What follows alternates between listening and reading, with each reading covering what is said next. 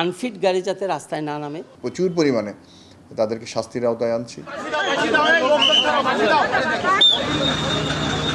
মঙ্গলবার সকালেই যেন স্তব্ধ করে দিয়েছে একটি খবর। ফরিদপুরে বাস পিকআপের মুখোমুখি সংঘর্ষে নিহত 14 জন। তবে খবরের একটু ভেতরে ঢুকলেই মিলল ভয়াবহতার আসল চিত্র। নিহত সবাই ছিলেন মালবাহী একটি পিকআপ ভ্যানের যাত্রী।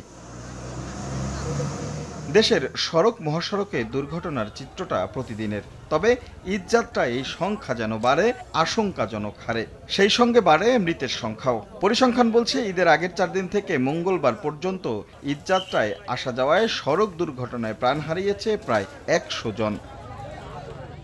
গত কয়েক বছরে বদলেছে দেশের সড়ক মহাসড়কের চিত্র।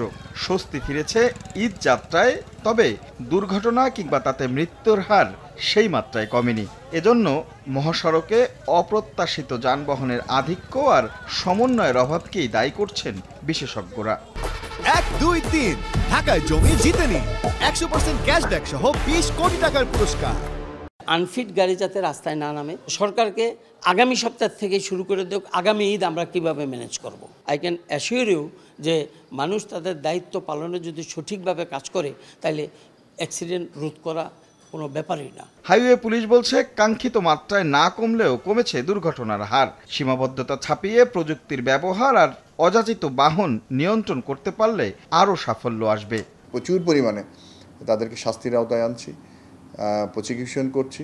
কিন্তু তারপরেও আমি মনে করি যে আমাদের যারা অংশীজন রয়েছে, সাধারণ মানুষ রয়েছে, যাত্রী রয়েছে, বিশেষ করে ড্রাইভার যারা রয়েছে, মালিক যারা রয়েছে, তাদের কিন্তু একটা দায়িত্বশীল ভূমিকা রয়েছে।